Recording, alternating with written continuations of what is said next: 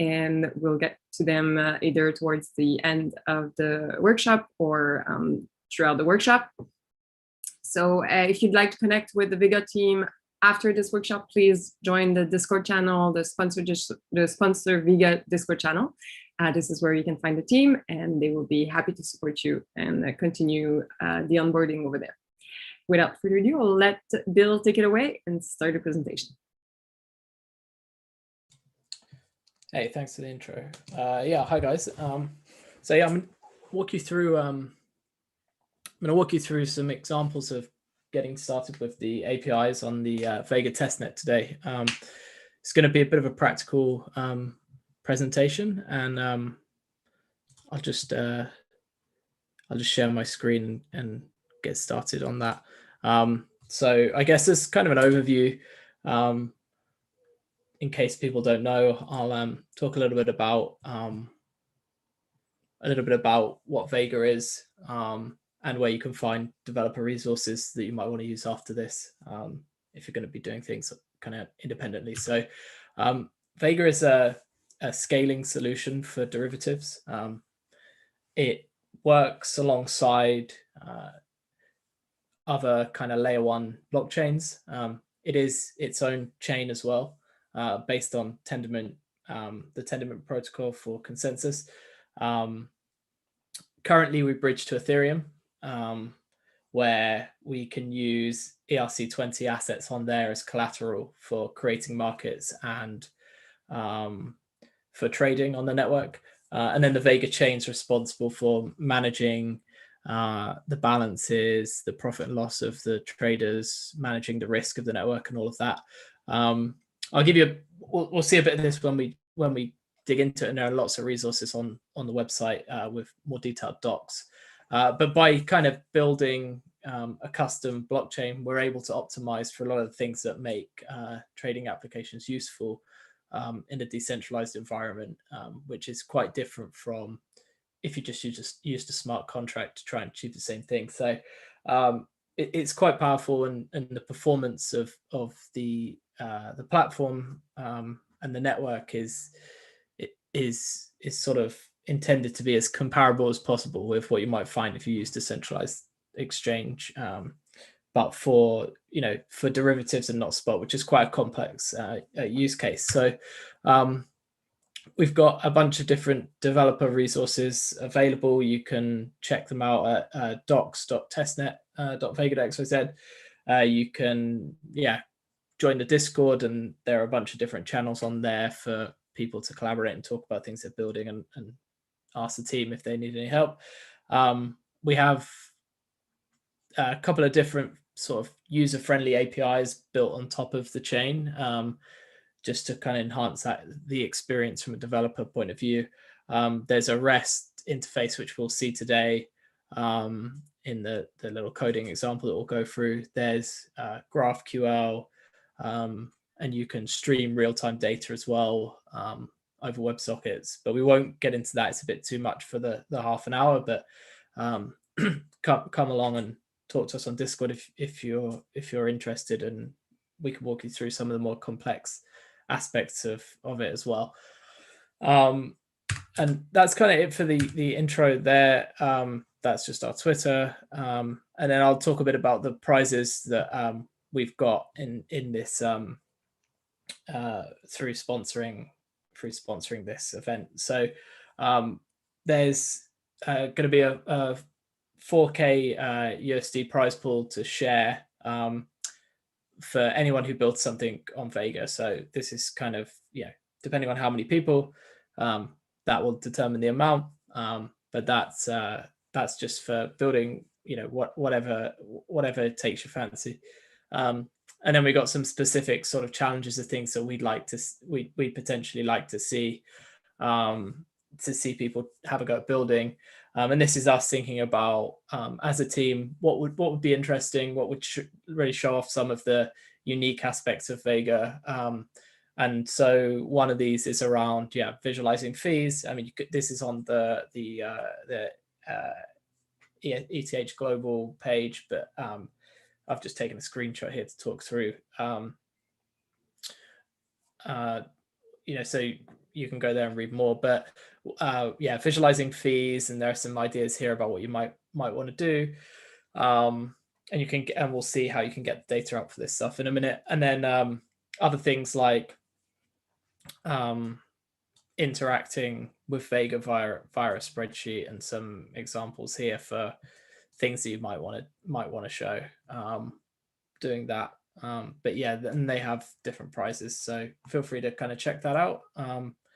And yeah, without further ado, we'll jump into kind of the practical side of things. So I've got some code here which I've prepared, which we'll use in a minute. But before we do any of that, I want to kind of show you, if you haven't seen already, how you would run a local wallet. And the reason I do this is because when you're building applications, you really need to be set up, have a proper dev environment set up. So to do that, you would go to our GitHub page here, check out the Go wallet repository.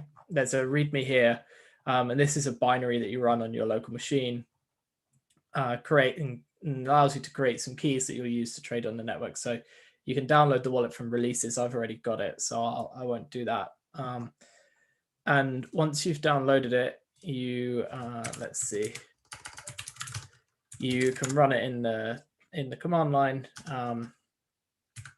And what we've got here is, for me already, because I've created some keys, I can remember this off the top of my head. I think it's called my key. Close.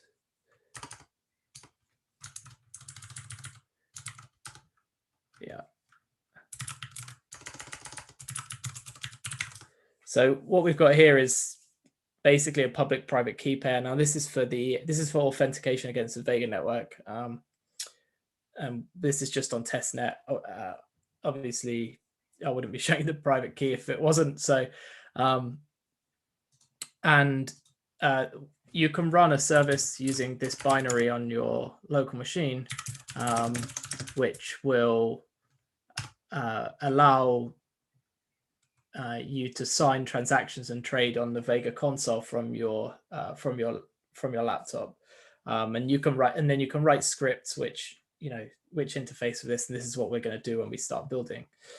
So I can use the console now to say I want to connect to a local wallet. So this is going to connect to the wallet that I'm running. And once I'm connected, I'm pretty much good to go, because I've already added a balance to my key earlier before this call in preparation. So you can see here I've got some test DAI assets. So at 99,000. So that would allow me to trade on any market that's settled in this test asset. So the one we're going to use is the Aave DAI market. And you can see the balance here, 99,900. And just playing around in the console just to get a feel, I can go and just take like a market order for one contract on here. And you can see that I have an open position on here now. And I'll close it because we don't need it at the moment, but just takes a second or two. And all of that's happening on the Vega blockchain. The assets live on Ethereum, and it gets credited to my Vega public key when I make a deposit to a smart contract on Ethereum. So, and you can request from our faucet like a deposit via here. So we've built some tools that allow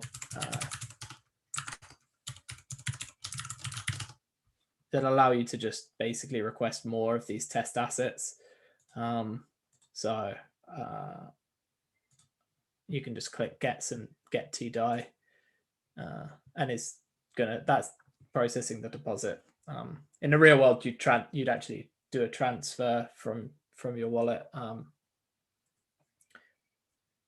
rather than it coming from a faucet, but just to show you sort of how easily you credit that balance there. And once we've got all of that set up, we can start thinking about building just sort of a simple application to let me just Vega. So I said a simple application that uses our APIs as a starting point. So I'll just pull up the docs. So docs .fairground.vega.xyz. So Fairground is our kind of official name for testnet. And here you can see a bunch of information about the APIs. So gRPC, REST, GraphQL, and there's a bit on the wallet as well. And yeah, I encourage you to kind of dig into these in your own time to look into them in more detail. But there's a whole host of stuff here that you can look at over REST, and then GraphQL, which is kind of more flexible and can be used to stream real-time data. Kind of shows you here the object models that you can use to access to get things like positions and trades and all of that. So that's all. This is all very detailed. Something that is worth looking at quickly is this GraphQL playground. So this is something that we host that allows you to kind of test GraphQL queries. So I'll just show you that quickly. You could say, let's see, what do we want to do? Let me just grab the ID. So this is the ID for the Aave DAI market. And you can just fetch a market by ID. So you type markets, I think it's ID.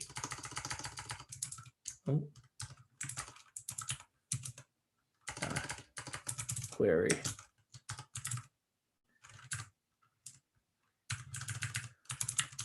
Markets ID.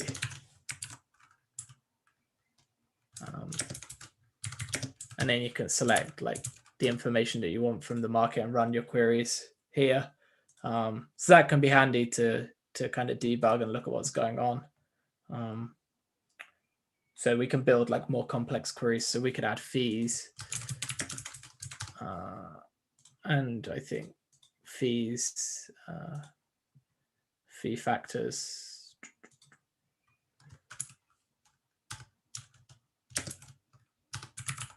So we can look at like what's the maker fee on this market, and it's really flexible. So there's that, and then there's the REST docs, and we're going to use the REST API today, plus the local wallet, which I started a minute ago. And so I'll pull up the code, and this is a script that I've already prepared, which works. And we're basically going to recreate this, and I'm just going to talk you through what it's doing at each step. So let's open this trade too. And we're going to build something here now, which is just going to, what it's basically going to do is it's going to use my local wallet and the balances that I sort of showed you before.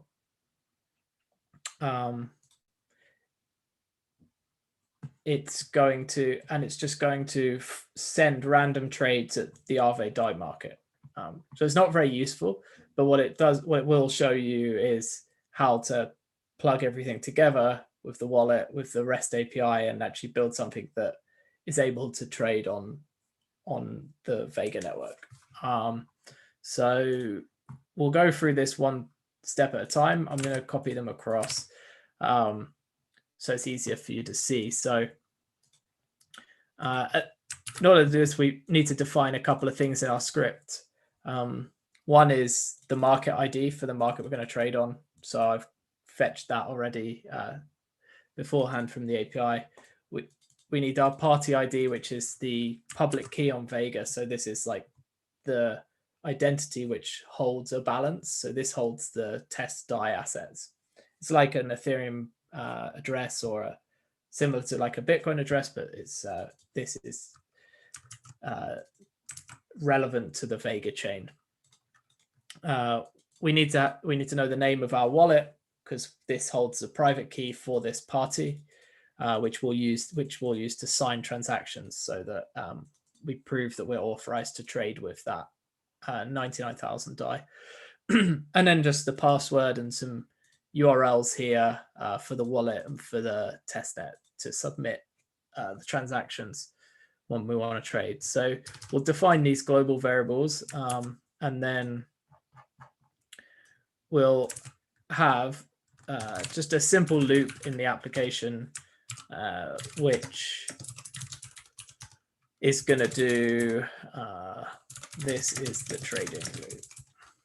And this is just going to loop. And once a second, it's going to execute this function trade. So, I mean, let's just see, just make sure that that's working. Yeah, that's fine. So this is the trading loop. And we'll do something a bit more useful in there now. So what I've already prepared here is this trade function. And I'll just paste it in and talk you through it line by line. So this function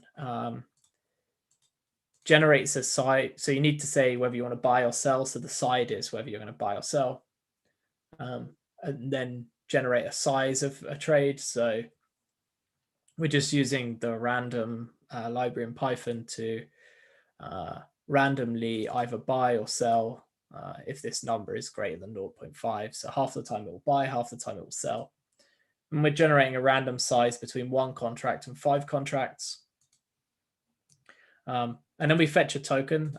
Get token is not defined yet. So that's not going to work until we define it. And then we do some other stuff to submit the trade. But again, those functions are not defined. So just to look at this and see if it's doing that. Okay, cool. So it's randomly going to, sometimes it's going to buy, sometimes it's going to sell, and it's going to do different amounts. Once we've done that, we can do this get token step. And this is part of the authentication that's required to submit trades. So this is going to use the wallet. And I defined get token in here now. It's pretty straightforward. It sends a request to the wallet that's running on my local machine. So wallet server, which is localhost. And it gets a token. And that token is used to authenticate and sign the request that gets broadcast to the blockchain. So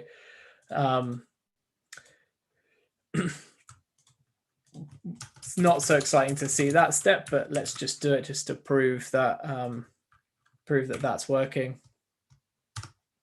And we can see that we are definitely fetching a token, and it's different each time. And then we can move on to preparing the order. So I'll grab the function for that. We're going to prepare an order. And here we're just passing the size and the side. So buy this many contracts, sell this many contracts to our function. And then we're using these global variables for market ID and party ID to say, on this market, which is Aave DAI, for this party, the one on my local wallet, I want to buy this many contracts or sell. And once we've done that, we send this to basically to the Vega, one of the Vega nodes, API nodes, and it generates us basically a base64 encoded piece of data, which can be broadcast to the blockchain. So, and that's because under the hood, Vega's using like protobuffer files for the different objects, and that's what this is doing. So it's just allowing you to generate that binary data, which is then sent to Tendermint. So it's not doing too much exciting, but it's an important step. And again, let's just check that that works as we expect. I'm actually going to get rid of the print token because it's like taking up too much space. It's broken. Okay, why?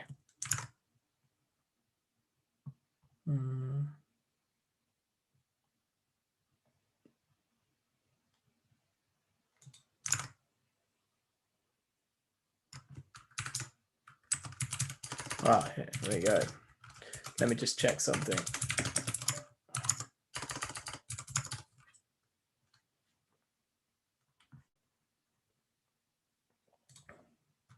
Hold on one sec.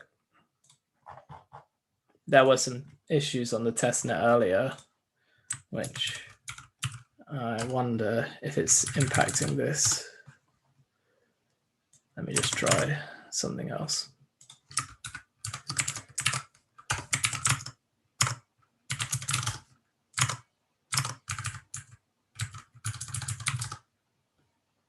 Okay, yeah, so that we're running right now we're running some testnet games, and lots more people than usually using testnet. So I've just swapped the URL for the staging for our staging network, which is not under so much load. So and it's working okay. So we'll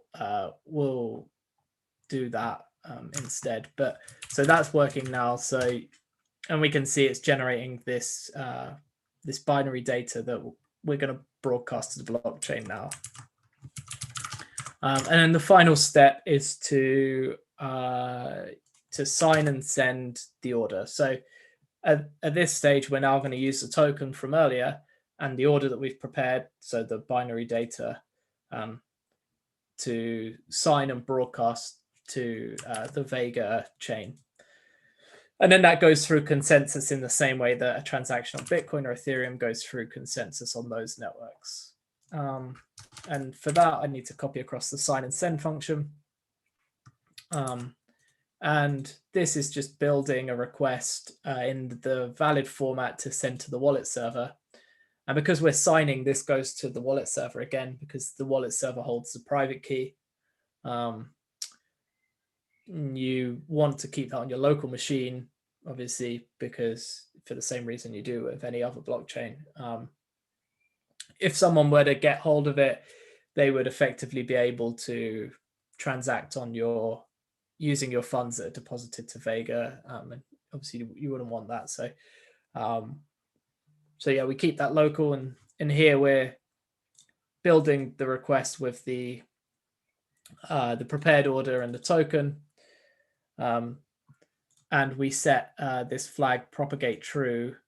And this means that so we send this request to the wallet on our machine, and then the wallet binary on our machine broadcasts that to the nodes on the Vega blockchain. And we'll get a status code back from that. So then we can just check if we get a 200, and if we do, we'll print that we executed an order. And if not, we'll print a JSON so we can see what went wrong. And if all of that works, then we'll be able to go back to the console in a minute, and we'll run the scripts, and we'll be able to see the trades coming through on the console. So let's give it a go. Python trade 2. Okay, well, that looks good. Although I don't know why it's not doing another one. Let's see. Okay, it's just a little bit slow. Okay, so that's executing them. And we can see on our wallet, actually, this is a good thing to look at. So we can see that the wallet is actually sending these transactions as well. So that all looks happy. So it's outputting sending transaction to Vega node, which perhaps you can see.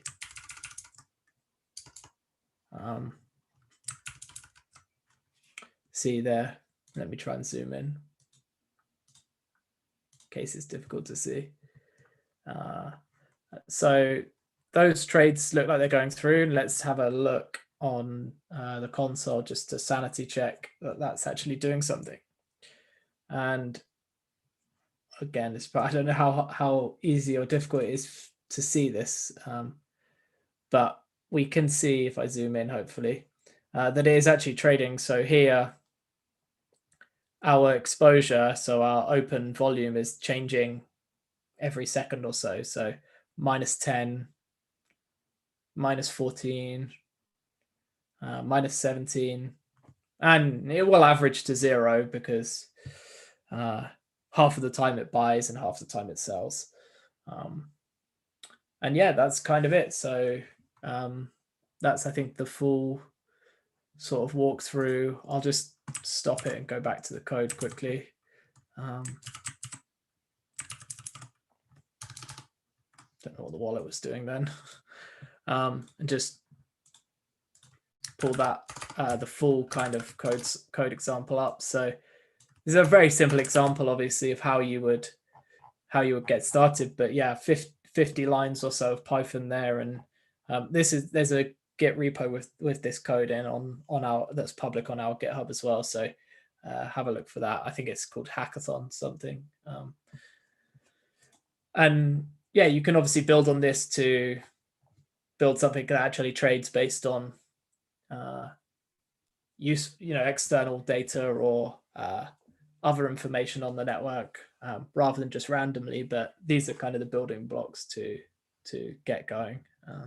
So yeah, I hope that was helpful, and yeah, see if there's any questions that in the chat. I'll stop sharing.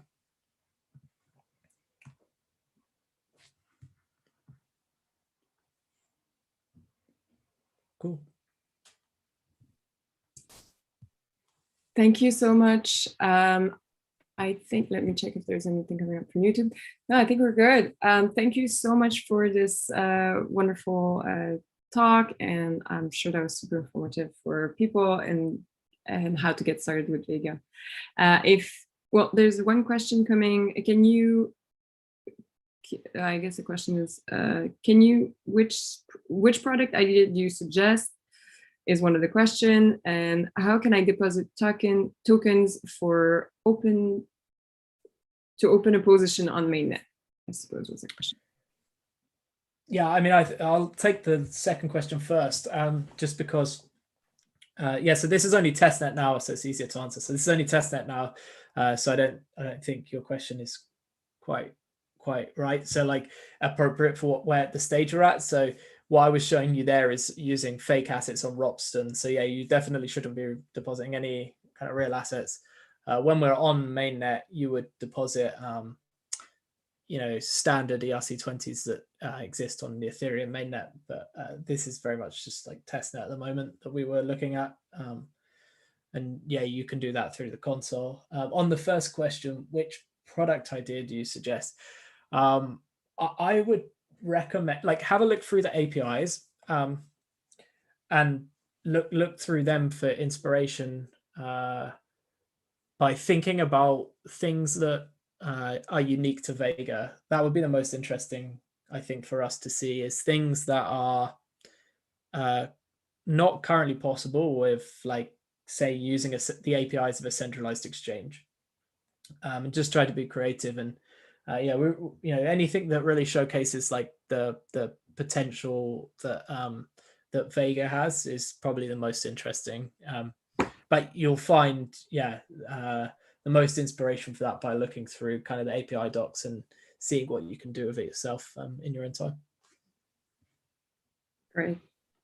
Well, thank you for all this, Bill. I think that was great. And thank you for everyone for joining us. If you'd like to keep the conversation going, please join the Discord channel, Vega sponsor Discord channel.